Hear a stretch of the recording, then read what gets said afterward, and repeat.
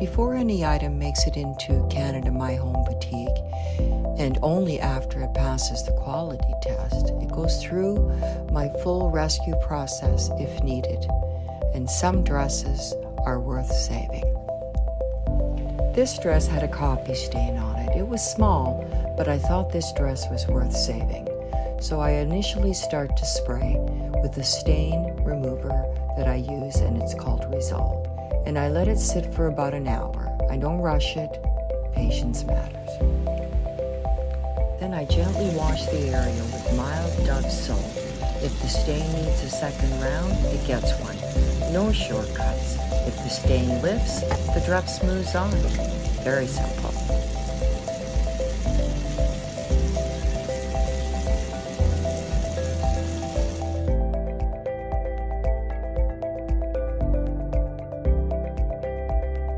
Final stage is I use a fabric shaver. It's my little pillar tool, and it does a beautiful job smoothing out any signs of wear and freshens the fabric.